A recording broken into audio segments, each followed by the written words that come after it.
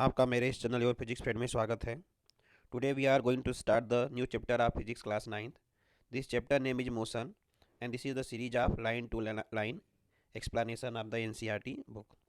इसमें मैं NCERT book को लाइन टू लाइन स्टडी करूंगा और इसके एक्टिविटीज़ और एग्जांपल्स को साथ ही साथ डिस्कस करेंगे। Let's start our chapter. In everyday life we see some object at rest and other in motion.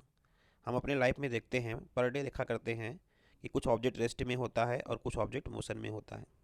जैसे बर्ड का फ्लाई करना, फिश का स्विम करना, ब्लड का फ्लो होना आर्टरीज के थ्रू और वेंस के थ्रू हमारे बॉडी में, कार का मूव करना, एटम्स, मालिक्यूल्स, प्लैनेट, स्टार और गैलेक्सी का मूव करना।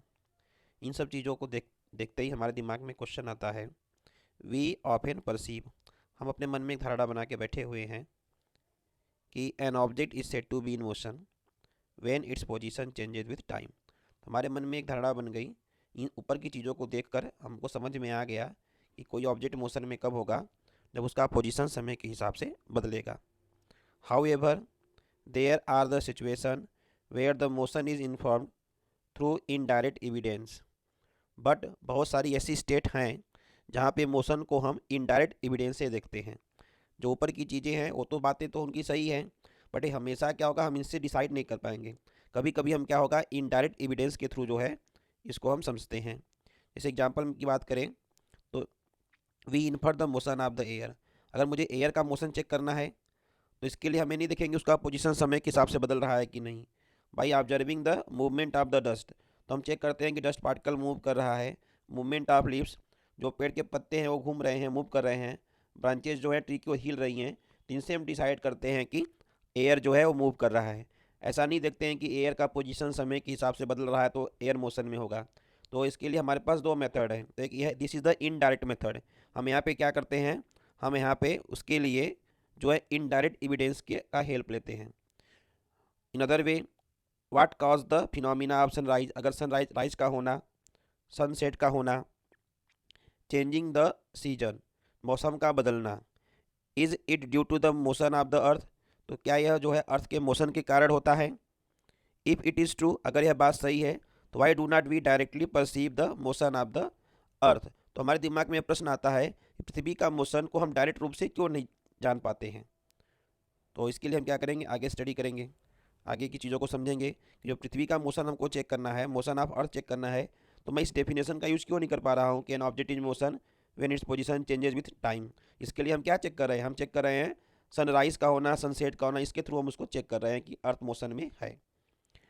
N object may appear to be moving for one person and stationary for the other person. कभी कभी ऐसा होता है कि ऑब्जेक्ट तो एक ही है, लेकिन एक पर्सन के लिए वह रेस्ट में होगा और दूसरे पर्सन के लिए वो क्या हो जाएगा, मोशन में हो जाएगा। कैसे होगा, इसके लिए आगे समझते हैं। For the passenger in the moving बस, अगर कोई पैसेंजर है जो मूविंग बस में है, the road side tree appear to be moving backward, तो उसको लगता है कि अगर ट्रेन आगे जा रही है तो उसको लगेगा जो यहाँ पे ट्री है पीछे की तरफ चला गया। A person standing on the road, जो पर्सन इस सपोज करिए ट्रेन है, पर्सन यहाँ पे खड़ा है, इसको क्या लगेगा, the bus along with the on the road perceive the bus along with the passenger are moving, उसको लगेगा कि जो ये बस है ये किधर जा रहा है, आगे की तरफ जा रहा है। A passenger inside the bus, अगर एक बस है जिसमें दो पैसेंजर हैं तो उनको क्या लगेगा, this see his follow passenger to be rest, उनको लगेगा कि हम दोनों किस में है, रेस्ट में। जितना हम ये चल रहा है उतना ही चल रहा है, तो उनको रेस्ट में लग रहा है। इस तरह हमने देखा तो पोजीशन तो दो ही था, बट अलग अलग केसेस थे से अलग अलग हमको अपीयर हो रहा है। तो ये चीज़ बताना चाह रहा है कि कोई ऑब्जेक्ट जो होता है वह कभी एक पर्सन के लिए मूविंग और दूसरे पर्सन के लिए क्या हो सकता है, स्टेशनरी हो सकता है। मोस्ट मोशन आर कॉम्प्लेक्स, तो मोशन तो कई तरीके के हो सकते हैं और अधिकतर वो कैसे होते हैं, कॉम्प्लेक्स मोशन होते हैं। सम ऑब्जेक्ट में move in a straight line, इसमें से क्या होगा, कुछ ऑब्जेक्ट क्या होगा वो स्ट्रेट लाइन में मूव करेगा। अदर में टेक इन सर्कुलर पाथ, कुछ किस में मूव करेंगे, सर्कल में मूव करेंगे। सब में बी द रोटेट, कुछ रोटेट कर सकते हैं किसी एक्सिस के अलॉन्ग, ये रोटेट कर सकता है। एंड फ्यू ऑब्जेक्ट में वाइब्रेट, हो सकता है कोई मीन पोजीशन के अलॉन्ग क्या कर सकता है, वाइब्रेट कर सकता है। इस तरह मोशन कई तरीके का हो सकता है। एंड देयर में be the situation involving a combination of these, ऐसा भी हो सकता है कि इन दो का कम्बिनेशन हो। दो के कम्बिनेशन का मतलब क्या है, सपोज करिए हमने यहाँ पे एक सर्कल ले लिया, कोई पार्टिकल है तो वह सर्कुलर मोशन भी कर रहा है और आगे भी जा रहा है। यहाँ पे सर्कुलर मोशन भी आ गया और स्ट्रेट लाइन मोशन भी आ गया, तो हो सकता है दोनों का कॉम्बिनेशन भी हो सकता है। In this chapter we shall first learn to describe the motion of the object along straight line. इस चैप्टर में सबसे पहले हम किसको पढ़ेंगे? स्ट्रेट लाइन को पढ़ेंगे। We shall also learn the express and such motion through simple equation and graph. इस मोशन का जो स्ट्रेट लाइन मोशन है इसका इक्वेशन बनाएंगे, इसका ग्राफ ड्रा करेंगे। लेटर उसके बाद हम क्या करेंगे, हम डिस्कस करेंगे जो है सर्कुलर मोशन को। तो अभी तक जो इस पैराग्राफ को हमने यहाँ से पढ़ा तो हमको समझ में आया ये जो लाइन है सबसे इंपॉर्टेंट है। यहाँ से हमको एक डेफिनेशन मिला है मोशन का, an object is said to be in motion when its position changes with time. ये तो हमारा डेफिनेशन हो गया, लेकिन ये डेफिनेशन जो होता है 99% केसेस में काम करेगा। कुछ ऐसे भी केसेस आ जाएंगे जहाँ अदर सेकेंड वे से इसको हम जानने की कोशिश करेंगे। अब यहाँ पे जो है 2 एक्टिविटीज़ दी हुई हैं, इनको हम सॉल्व करते हैं।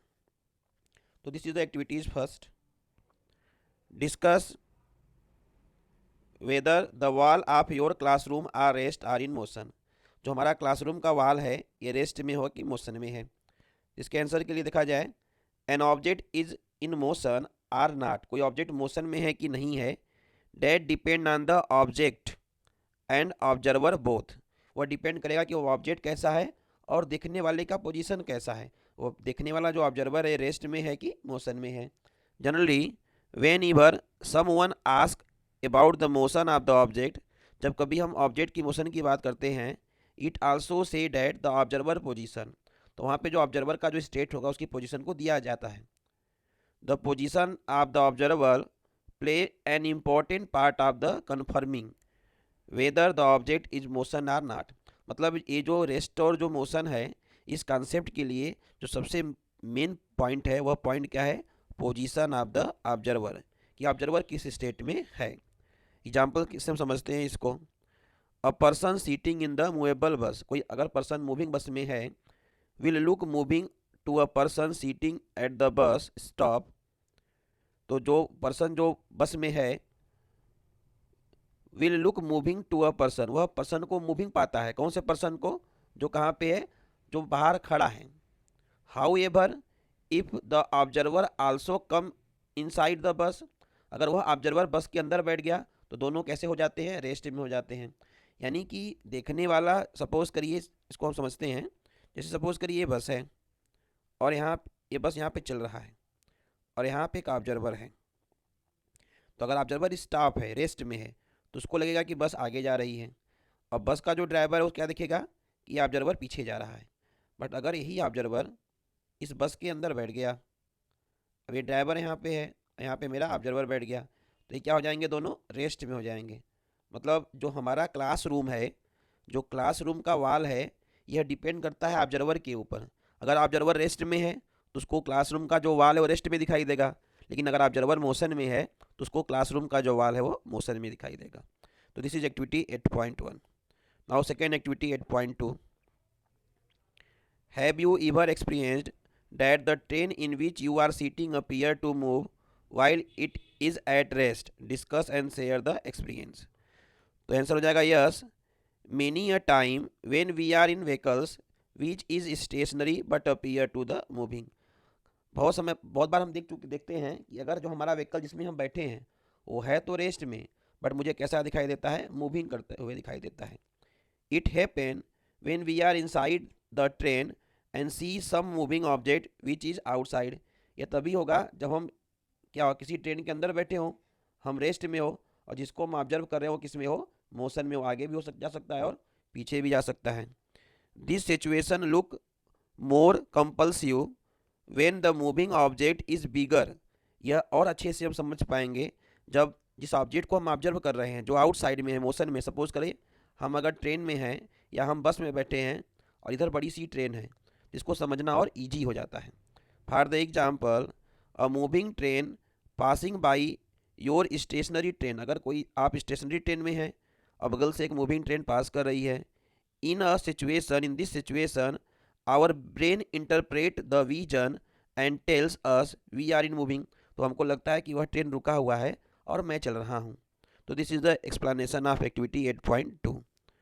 रेस्ट पार्ट को हम नेक्स्ट चैप्टर में जो है कंप्लीट करेंगे। अगर ये वीडियो आपको समझ में आया है तो लाइक कर दीजिए और इसको सब्सक्राइब कर दीजिए। अगर कोई डाउट है किसी लाइन में, अगर आपको इस पेज में किसी भी पॉइंट पे डाउट है तो please comment in the comment box. Thank you. जय हिंद।